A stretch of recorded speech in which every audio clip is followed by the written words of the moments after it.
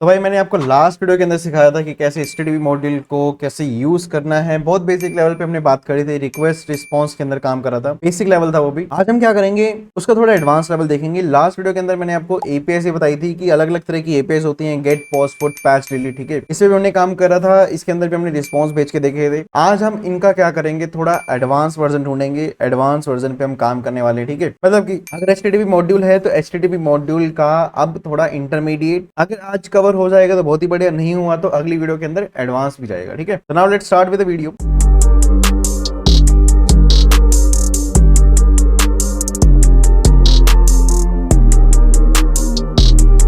जैसे कि हमें स्क्रीन पे देख पा रहे हो, मैं क्या करूंगा, अपनी HTTP मॉड्यूल को यहाँ पर सबसे पहले रिक्वायर कर लूंगा, ठीक है। रिक्वायर करने के बाद मैंने HTTP से एक बेसिक सर्वर बना लिया और सर्वर को क्या कर दिया, मैंने 3000 पोर्ट पे लिसन करा दिया। 3000 पोर्ट शायद बंद हो रखा हो, कोई रिएक्ट ऐप चल रही है अभी, शायद 3001 अभी मेरा ओपन है, ठीक है। मैंने आपको लास्ट वीडियो के अंदर ये सब समझाया था कि port number, call back function, request, response, require करना, ये सब कुछ LXYZ सब मैंने आपको बेसिक क्लियर करा दिया था HTTP मॉड्यूल का, ठीक है। अब हम क्या करेंगे, थोड़ा इंटरमीडिएट लेवल पे जाते हैं, ठीक है। तो लास्ट वीडियो के अंदर हमने क्या करा था कि जो भी हमने एपीआई बनाए थे उसमें हमने सिंपल टेक्स्ट रिस्पांस भेजा था, राइट। आज हम क्या करेंगे, थोड़ा HTML रिस्पांस और JSON रिस्पांस भेजना सीखेंगे कि कैसे हम अपनी एपीआई के थ्रू नॉर्मल टेक्स्ट के अलावा भी HTML का मतलब क्या है कि पूरी एक फ्रंट एंड फाइल अगर मुझे भेजनी है, HTML मतलब एक वेबसाइट भेजनी है फ्रंट एंड फाइल, तो वो कैसे भेजनी है, JSON डेटा कैसे भेजना है, वो सब हम सीखने वाले हैं, ठीक है। लेट्स सपोज अभी मैं स्क्रीन पे आप देख पा रहे हो कि हम एक एपीआई बना लेते हैं। यहाँ पे जैसे मैंने आपको लास्ट वीडियो के अंदर बताया था, रिक्वेस्ट के अंदर URL आएगा, तो जो भी URL हिट होगा हम उसके ऊपर बात करेंगे, ठीक है। जैसे कि यूजर ने /about को कॉल करा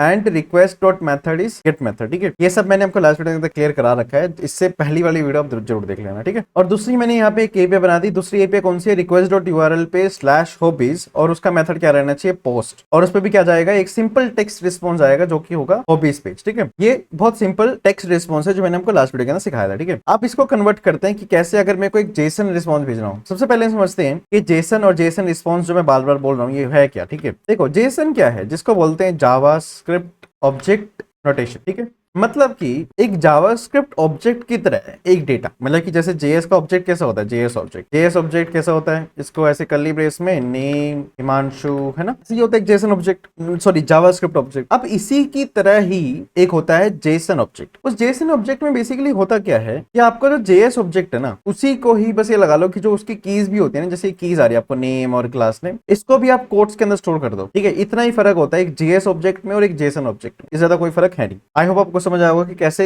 JS ऑब्जेक्ट और JSON ऑब्जेक्ट में फर्क क्या है। अब ये JSON और JS मतलब अलग अलग क्यों है और इसका काम क्या है, अभी JSON का काम समझते हैं। देखो अब होता क्या है कि जब हमारा फ्रंट एंड और बैक एंड कम्युनिकेशन चल रही होती है, अब कम्युनिकेशन का मतलब ये है कि फ्रंट एंड क्या पता रिएक्ट पे हो, किसी और टेक्नोलॉजी पे हो, और बैक एंड जावा पे बना हो, C++ पे बना हो ना, पता नहीं ना कि इन दोनों के बीच में बैक एंड क्या पता किस लैंग्वेज पे है, फ्रंट एंड पता नहीं किस लैंग्वेज पे है। तो हमें क्या चाहिए, एक ऐसी कॉमन डेटा टाइप चाहिए जो फ्रंट एंड के लिए कंपैटिबल हो, फ्रंट एंड की हर एक टेक्नोलॉजी के लिए, और ऐसी डेटा टाइप चाहिए जो बैक एंड के लिए भी हर टेक्नोलॉजी के लिए कंपैटिबल हो, ठीक है। तो वो डेटा टाइप होता है JSON डेटा। JSON डेटा जो है एक ऐसा यूनिवर्सल डेटा फॉर्मेट है, अगर बैकएंड को फ्रंट एंड को डेटा भेजना है, अगर फ्रंट एंड को बैकएंड को डेटा भेजना है, तो दोनों जो है JSON फॉर्मेट में डेटा को भेजेंगे। जैसे कि मैंने बताया कि JSON जो है वो इजी टू अंडरस्टैंड है फ्रंट एंड के लिए भी, क्योंकि कॉमन है ये, और बैक एंड के लिए भी। तो दोनों क्या कर सकते हैं, इसको इजिली अंडरस्टैंड कर सकते हैं, ठीक है। मेरी थोड़ी वीडियो में थोड़ी दिक्कत हो रही है कैमरा में, बट उसको आप इग्नोर करो, अभी वीडियो पे ज्ञान पे बात करते हैं, ज्ञान पे, ठीक है। तो वो है JSON डेटा। अब मेरे को क्या करना है, देखो पहली चीज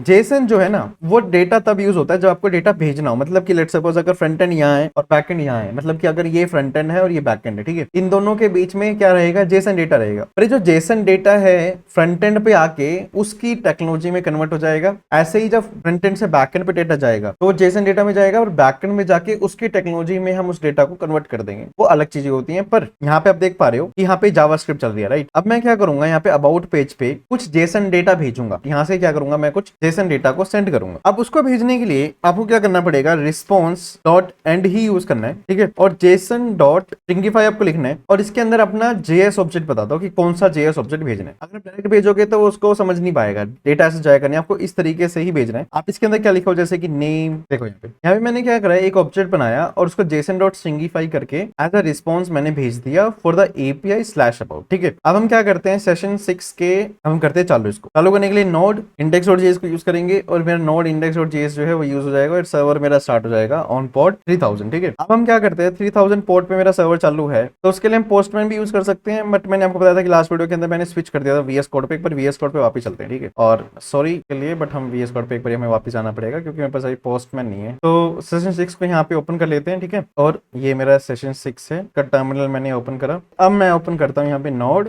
इंडेक्स डॉट जेएस। अब मेरा सर्वर जो है वो स्टार्ट हो गया 3000 पोर्ट पे। अब मेरा ऐसे 3000 नहीं है, यहाँ पे देखो, यहाँ पे 3001 लिखा होना चाहिए क्योंकि 3001 पोर्ट नंबर मैंने इसको दिया है। तो नोड इंडेक्स डॉट जेएस मेरा क्या चल गया, server running on port number 3001। अब अगर मैं क्या करता हूँ, यहाँ पे 3001 पे मेरा चालू हो गया, तो अगर मैं यहाँ पे थंडर क्लाइंट में जाऊँ और न्यू रिक्वेस्ट जनरेट करूँ फॉर द पोर्ट नंबर 3000, कैसे जनरेट करनी थी मैंने आपको बताया था कि यहाँ पे यूआरएल डालो HTTP, है ना, और यहाँ पे पोर्ट नंबर क्या है मेरा 3001 है, तो 3001 लिख के और यहाँ पे हॉबीज की जगह पे क्या लिखा होगा, स्लैश अबाउट। ठीक है, तो स्लैश अबाउट कर दिया। अब अगर मैं इसको सेंड करता हूँ तो आप यहाँ पे देख पा रहे हो कि मेरे को अब एक जावास्क्रिप्ट, ये जेसन मुझे डेटा मिल रहा है। अब ये डायरेक्ट फ्रंट एंड एक्सेप्ट नहीं करेगा, फ्रंट एंड भी इसको क्या करेगा, नॉर्मल के अंदर कन्वर्ट करेगा। वो एक्सियोस अब जब आप यूज करते हो, फेच यूज करते हो, तो आप उसके अंदर देख पाओगे ये चीज। ठीक है, अब यहाँ पे क्या होता है, उन फेच और एक्सियोस में वो ऑटोमेटिक कन्वर्ट हो जाता है। मतलब ऐसे जो है कन्वर्जन आपको करने की जरूरत नहीं है, वो ऑटोमेटिक होती रहती है। ठीक है, बट ये देखो कि फ्रंट एंड और बैक एंड के बीच में जो डेटा की ट्रांसफर मेथोडोलॉजी है वो ये है कि जेसन में ही डेटा जाएगा और आएगा दोनों के बीच में, पर वो अपने एंड पे क्या करेंगे, उसको नॉर्मल अपने डेटा टाइप के अंदर कन्वर्ट कर लेंगे। ठीक है, अब हमारा नेक्स्ट टारगेट ये है कि आप सीखेंगे कि कैसे हम एक HTML पेज को भेज सकते हैं। एक HTML पेज का मतलब यहाँ पर ये है कि अगर मेरे पास एक HTML फाइल है, लेट्स सपोज एक sample.html फाइल है, इस sample.html के अंदर लेट्स सपोज कोई एक कोड लिखा हुआ है। मैं अब एक कोड लिखवा लेता हूँ फटाफट चैट जीपीटी से, बहुत बेसिक कोड लिखवाएंगे हम। ठीक है, मैंने यहाँ पे क्या करा, चैट जीपीटी से एक लॉगिन पेज बनवा लिया। ठीक है, बेसिक HTML CSS पे ये मेरा कोड बन गया। अब मैं इस कोड को क्या करूंगा, अपने HTML के अंदर डालता हूँ। तो ये मेरी क्या है, एक HTML फाइल है। लेट्स सपोज मैं इस HTML फाइल को एज अ रिस्पॉन्स भेजना चाहता हूँ on the click of slash hobbies, या फिर मैं एक दूसरी एपीआई बना लेता हूँ जो कि होगी मेरी एक लॉगिन एपीआई। ठीक है, या फिर लेट्स सपोज ये समझ सकते हो कि स्लैश हॉबीज की जगह पे मैं लिख दिया स्लैश लॉगिन। लॉगिन एपीआई पे जब आएगी एक गेट रिक्वेस्ट पे हम क्या भेजेंगे, एक sample.html को भेजेंगे। अब आपको पता है कि मैंने आपको लास्ट वीडियोस के अंदर मैंने आपको समझाया था कि एफएस मॉड्यूल कैसे काम करता है। अब यहाँ पे देखो एट द एंड sample.html क्या है, एक फाइल ही तो है, एक एफएस एक फाइल ही तो है ना। हमें क्या करना पड़ेगा, एफएस मॉड्यूल का यूज करके sample.html को रीड करना पड़ेगा। तो पहले एफएस को बुला लेते हैं, const fs equals to require FS. FS को मैंने रिक्वायर करा। अब हम क्या करेंगे, HTML लॉगिन fs.read फाइल डालेंगे। रीड फाइल के अंदर हम अपना सोर्स बताएंगे, सोर्स कौन सा है हमारा भाई, sample.html सोर्स है। अभी हमारा एसिंक्रोनस वे में काम करेगा, तो हम इसको क्या कर सकते हैं, एसिंक भी बना सकते हैं इसको। ठीक है, एसिंक कौन सा बनाना पड़ेगा, एसिंक बनाना पड़ेगा मुझे मेन फंक्शन को, जो मेन फंक्शन मेरा सर्वर पे चल रहा है। ठीक है, और उसके अंदर fs.read फाइल को मुझे क्या करना पड़ेगा, अवेट कराना पड़ेगा कि भाई जब तक पहले आप पूरा रीड कर लो फिर हम आगे चलेंगे। पर ये जो यहाँ पे ब्लॉकिंग होगा ना, वो सिर्फ इस इफ के अंदर होगा, पूरे सर्वर को ब्लॉक नहीं कर रहा। मतलब कि जैसे ही स्लैश लॉगिन पे आएगा, पहले हम क्या करेंगे, वेट करेंगे कि पहले जो मेरी HTML फाइल है, sample.html फाइल है, वो पहले रीड हो जाए। उससे पहले का जो ये है या फिर कोई और कोड है वो ब्लॉक नहीं होगा, सिर्फ यही ब्लॉक होगा, ये लाइन ब्लॉक होगी। ठीक है, अब हम क्या करेंगे, fs.read फाइल के अंदर हमने सोर्स डाल दिया, साथ में हम क्या डालेंगे, UTF-8 यहाँ पे क्या डालेंगे, एक एनकोडिंग डालेंगे। ठीक है, तो हमने कहाँ स्टोर कर लेंगे, हम उसको HTML लॉगिन के अंदर स्टोर कर लेंगे। ठीक है, क्या स्टोर करना है, आपको वेरिएबल है बना दिया। ठीक है, और हम क्या करेंगे यहाँ पे, अब response.end के अंदर जो response.end होगा हमारा, अब उसके अंदर सिंपल ये HTML लॉगिन लिख देंगे। इस तरीके से हमारा एफएस से क्या होगा, रीड फाइल होगा sample.html और मेरा HTML लॉगिन जो है एज अ रिस्पॉन्स चले जाएगा।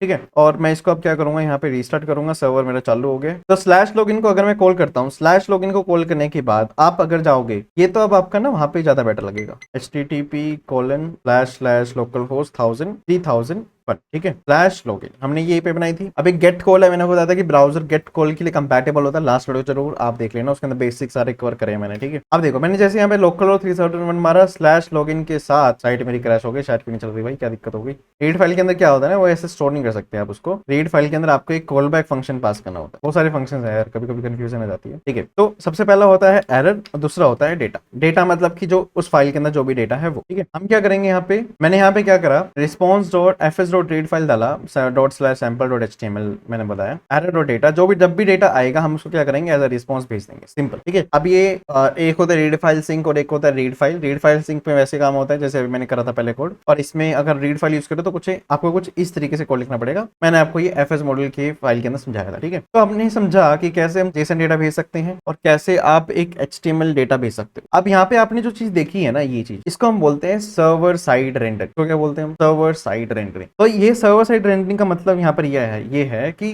हमारे सर्वर ने क्या करा, एक रेंडर करा एक फाइल, एक एचटीएमएल फाइल आपके फ्रंट एंड के लिए। तो क्या बना वो सर्वर साइड रेंडरिंग, ठीक है। एक होता है client side rendering. Client side में मतलब कि जब पूरी रिएक्ट ऐप फ्रंट एंड पे चल रही है, ठीक है, बट उसके लेट्स सपोज अगर कुछ ऐसे पार्ट्स हैं जो बैकएंड बना के देगा, तो उस टाइम पे जो बैकएंड बना के दे रहा है उसको बोलेंगे हम सर्वर साइड रेंडरिंग, और जो फ्रंट एंड पे चल रही है वो तो अलग ही है, ठीक है। तो कुछ इस तरीके से हमारी सर्वर साइड रेंडरिंग चलती है। तो अब हम समझेंगे एक और नई चीज जो हमारे जेसन एचटीटीपी के अंदर होती है, जो कि होते हैं हमारा हेडर्स स्टेटस कोड्स, ठीक है। अभी हेडर्स और स्टेटस कोड्स जो हैं, ये दो टर्म्स है हमारे सर्वर के अंदर जो आप बहुत ही फ्रीक्वेंटली यूज होते हुए देखोगे, और हर एपीआई के अंदर अगर आप एक अच्छे डेवलपर हो तो आप हर एपीआई के अंदर हेडर्स और स्टेटस कोड ये जरूर आप भेजोगे, ठीक है। अभी स्टेटस कोड से समझ शुरू करते हैं कि स्टेटस कोड होता क्या। देखो, स्टेटस कोड होता है, उसको बोलते हैं रिस्पॉन्स कोड। जैसे कि आपके सर्वर ने लेट्स सपोज XYZ कोई रिस्पॉन्स दिया, अब वो रिस्पॉन्स एक तो डेटा के थ्रू आता है कि क्या रिस्पॉन्स दिया, दूसरा आता है उसका स्टेटस कोड के थ्रू भी आप रिस्पॉन्स समझ सकते हो कि क्या ये रिस्पॉन्स है। कुछ स्टेटस कोड जैसे कि 200 की अगर मैं बात करूं, तो 200 स्टेटस कोड है, ये डिफाइन करता है कि सब कुछ आपके सिस्टम पे ओके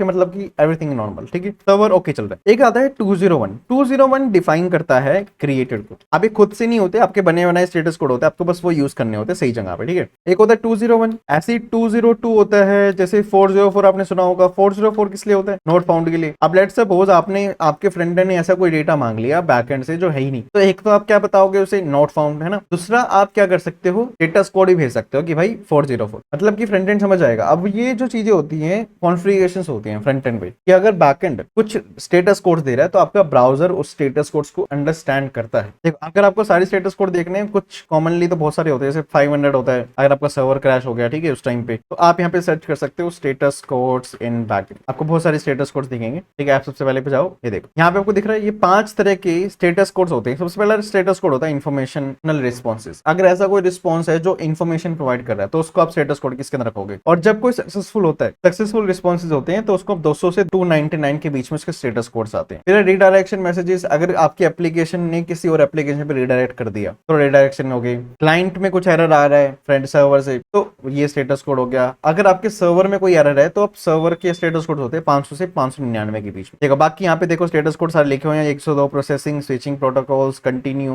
अर्ली हिंट्स, 200, 201, 202, 203, 204, 207, कितने सारे स्टेटस कोड्स यहाँ पे दिख रहे हैं। आप यहाँ पे जा सकते हो और सारे स्टेटस कोड्स को अंडरस्टैंड कर सकते हो। बहुत तरह के स्टेटस कोड्स होते हैं, ठीक है। पर अब हम समझते हैं कि कैसे हम स्टेटस कोड से यूज करेंगे, क्लियर, ठीक है। अब यहाँ पे जो हम स्टेटस कोड भेजेंगे उसके साथ साथ हमें यहाँ पे ना, देखो हम यहाँ पे Node.js यूज कर रहे हैं। Node.js में क्या होता है, स्टेटस कोड्स प्लस हेडर दोनों भेजना पड़ता है। अभी हेडर क्या होता है भाई, देखो हेडर एक ना ऐसे हेडर जो है ना, यहाँ पे जो हेडर्स की बात हो रही है, हेडर्स यहाँ पे एक मेटा डेटा की तरह काम करता है आपके रिस्पॉन्स के लिए और रिक्वेस्ट के लिए। मतलब कि जब भी फ्रंट एंड कोई कॉल करेगा बैकएंड पे, तो वो भी एक हेडर भेजता है, और जब बैकएंड फ्रंट एंड को डेटा भेजेगा तब भी वो क्या भेजेगा, डेटा भेजेगा। अब डेटा एक होगा टेक्स्ट फॉर्मेट में, क्या डेटा एक्चुअल में, उसके साथ आएगा उसका स्टेटस कोड, और उसके साथ आएगा ये हेडर्स। अभी हेडर्स होते हैं आपके ब्राउजर के लिए, ब्राउजर अंडरस्टैंड करता है। लेट्स सपोज आपने जेसन डेटा भेजा था, यहाँ पे देख रहे हैं आप, जेसन डेटा भेजा था आपने यहाँ पे, राइट। तो यहाँ पे हेडर क्या जाना चाहिए था कि कंटेंट टाइप जेसन, यहाँ पे जाना चाहिए था कंटेंट टाइप जेसन। ये एक हेडर है जो ब्राउजर को चाहिए कि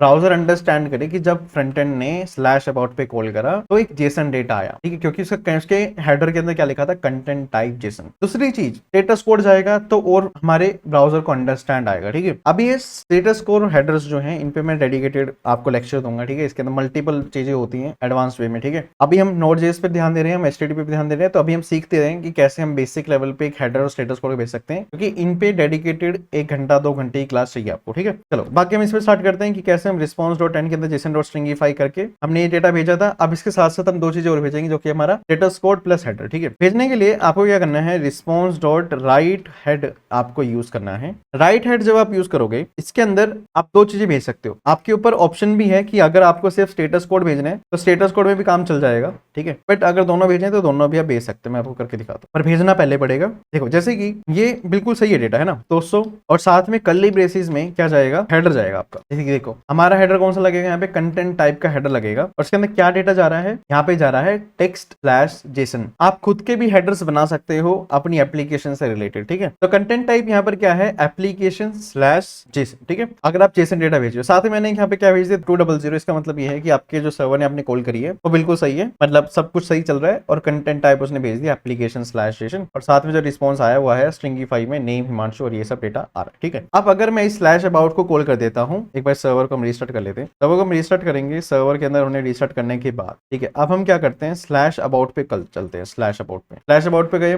ये डेटा आ गया। अगर मैं इसी को ही इंस्पेक्ट कर लूँ ना, यहाँ पे ये देखो नेटवर्क के अंदर नेटवर्क, इस पे मैं आराम से एक क्लास दूंगा, ठीक है, इस चीज पे भी जो मैं भी कर रहा हूँ। पर अगर आप इस पे देखो, ये हमारी एपीआई कॉल हुई है, इसके हेडर्स क्या आए हैं, देखो हेडर्स आए हैं इसके, ये देखो कंटेंट टाइप आ गया ना application/json। उसके साथ में यहाँ पे रिप्रीव्यू के अंदर आपको दिखेगा कि क्या रिस्पॉन्स आया है, और यहाँ पे आप देखोगे कि 200 ओके लिखा रहा है ना। और यहाँ पे देखो रिक्वेस्ट मेथड क्या है, गेट। ये इन्फॉर्मेशन जो है फ्रंट एंड के लिए है, ठीक है। अब अगर आप इसको थोड़ा सा चेंज करा दूं, जैसे कि यहाँ पे 404 डेटा तो है, पर यहाँ पे क्या भेज दिया मैंने, साथ में 404 भेज दिया। आपकी बात स्टेटस कोड मैंने जानबूझ के मैंने गलत भेजा है। तब देखते हैं क्या फर्क आता है। हम एक बार क्या करेंगे, रिफ्रेश करेंगे। रिफ्रेश करने पे पर अब आपको दिखेगा कि अबाउट पे देखो डेटा तो आ रहा है, बस स्टेटस कोड क्या हो गया 404 जो आपने भेजा था, ठीक है। उसके साथ में रिस्पॉन्स भी सही है और हेडर्स भी सही है और आपका एप्लीकेशन जेसन भी है। अगर आपने ये हेडर को भी चेंज करना चाहो तो आप कर सकते हो, जैसे कि टेक्स्ट HTML। ये देखो अब मैंने जो कंटेंट टाइप चेंज कर दिया वो कितना क्या हो गया, टेक्स्ट HTML। और भी देखो बहुत सारे हेडर्स होते हैं यहाँ पे, देखो बाय डिफॉल्ट। आपके बारे हमारी जो टेक्नोलॉजी है वो थोड़ी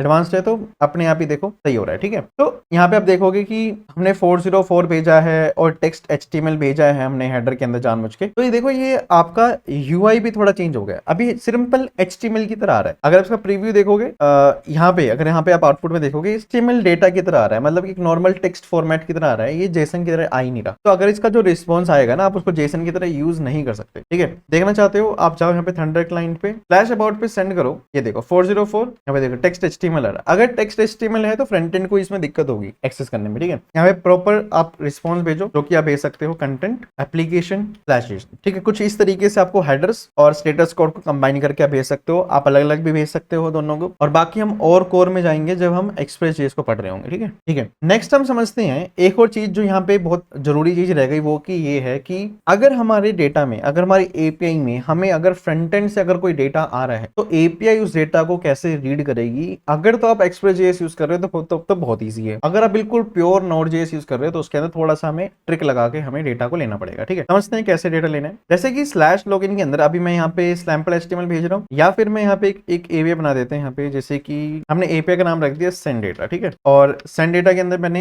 एक एपीआई बना दी, request.url लिखना पड़ेगा, send data, और request.method रहेगा यहाँ पे post method मतलब क्योंकि कुछ डेटा फ्रंट एंड से आने वाला है, post method, ठीक है। अब यहाँ पे जो है आपके पास डेटा आएगा फ्रंट एंड से, ठीक है। फ्रंट एंड से जो डेटा आने वाला है यहाँ पे, उसका जो डेटा होगा वो बॉडी के अंदर आएगा, लेट बॉडी। तो हम यहाँ पे क्या कर लेते हैं, देखो जब भी फ्रंट एंड से कोई डेटा आता है ना, तो बहुत तरीकों से डेटा आता है। एक होता है क्वेरी पैरामीटर्स, ठीक है, और एक होता है बॉडी, और एक और होता है, मतलब कि मल्टीपल तरीकों से आप फ्रंट एंड से डेटा बैक एंड पे लेके आ सकते हो, ठीक है। अब यहाँ पे अगर आप Node.js यूज कर रहे हो तो वो सारे तरीके अप्लाई करना ही थोड़ा स्ट्रगल वाला काम है, ठीक है। पर कोई मैं आपको बताता हूँ कैसे करना है। तो बॉडी के अंदर जो डेटा होता है ना, वो कुछ इस तरीके से भेजा जाता है। जैसे कि यहाँ पे देखो आप एपीआई कॉल कर रहे हो ना, एपीआई के अंदर आपको यहाँ पे जो बॉडी दिख रहा है ना, बॉडी, आप यहाँ पे जो भी डेटा भेजोगे ना एपीआई कॉल करके, यहाँ पे जो डेटा भेजोगे वो बैकएंड के लिए वो बॉडी कहना जाएगा। रिक्वेस्ट के अंदर की जो बॉडी है उसके अंदर एक डेटा है, तो उसके हम कैसे ग्रैब करेंगे, उसके लिए हमने एक यहाँ पे वेरिएबल बनाया लेट बॉडी, ठीक है। और यहाँ पे हम क्या करेंगे, request.on एक फंक्शन यहाँ पे लगाएंगे, हम एक एक्शन फंक्शन बनाएंगे। हम यहाँ पे एक एक्शन कॉल करेंगे जो कि होगा हमारा एक्शन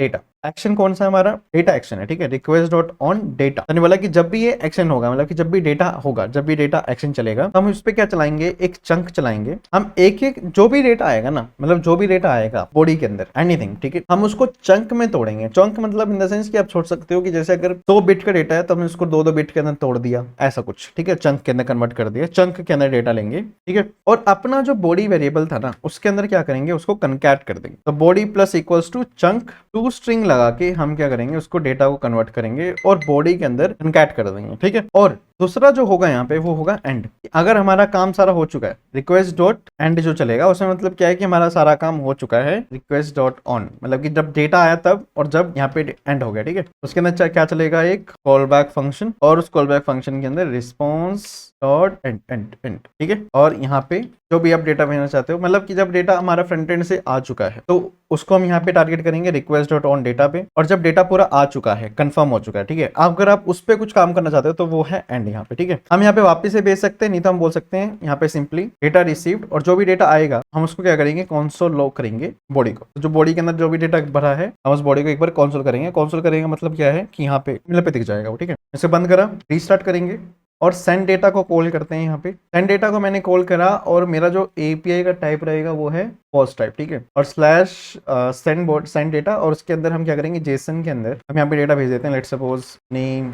अब देखो आपको दिख रहा होगा कि मैं अगर ये मेरा एक तरह से फ्रंट एंड की तरह काम हो रहा है, ये मेरा एक तरह का फ्रंट एंड। अब मैं देखो फ्रंट एंड के अंदर भी क्या भेज रहा हूँ, मैं जब डेटा भेज रहा हूँ बैक एंड को तब भी मैं एक जेसन सेलेक्ट करके मैं जेसन फॉर्मेट में ही डेटा को भेज रहा हूँ। लेट्स सपोज मैंने भेजा name Himanshu, index dot JS पे डेटा जाएगा स्लैश सेंड पे, स्लैश सेंड डेटा पे ये ब्रैकेट्स में नेम हिमांशु, ठीक है। जैसे मैं सेंड करूंगा आपको दिखेगा कि टर्मिनल पे वो डेटा आ चुका है, मतलब कि बैकएंड पे वो डेटा इजीली रिसीव हो गया। इस तरह का कोड नहीं लिखोगे तो आपका डेटा रिसीव नहीं होगा। तो आई थिंक आपको समझ आया होगा कि कैसे ये डेटा का कहाँ सिस्टम काम करता है, कैसे send data, post, login, hobbies, ये सब कैसे एपीएस काम कर रही है। नेक्स्ट वीडियो के अंदर हम एक सर्वर बनाएंगे, हम एक प्रोजेक्ट बनाएंगे छोटा सा, और उसको फ्रंट एंड के साथ अगर चाहेंगे तो लिंक भी कर देंगे, पर हम एपीएस बनाएंगे, मल्टीपल एपीएस बनाएंगे जो एक स्पेसिफिक चीजों पे हम काम कर रहे होंगे, ठीक है। तो जिससे हमारा एचटीटीपी मॉड्यूल पूरा क्लियर हो जाएगा, ठीक है। तो now let's meet the next video. अगर आपको ये वीडियो पसंद आई है तो डू लाइक एंड सब्सक्राइब, ठीक है। शेयर करो अपने दोस्तों के साथ, ठीक है। उनको भी समझाओ कि भाई बैकएंड डेवलपमेंट ईजी है, और बैकएंड डेवलपमेंट अगर पढ़नी है तो रिएक्टिव कोर्स पे चले जाए। उसके अलावा अगर आप मेरे से पर्सनल मेंटरशिप चाहते हैं, पर्सनली आप मेरे से ट्रेन होना चाहते हो,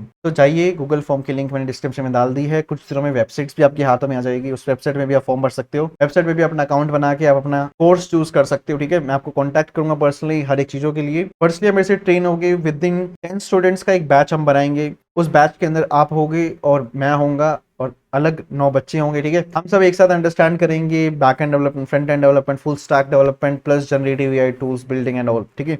लिंक्डइन को हम अच्छे से सेटअप करेंगे, हर एक लिंक्डइन को एक अच्छा पोर्टफोलियो बनाएंगे सबके लिए, ठीक है, जो आपकी जॉब वेरिफिकेशन के लिए, जॉब फाइंडिंग के लिए बहुत यूजी होगा, ठीक है। Now let's meet in the next video, bye bye.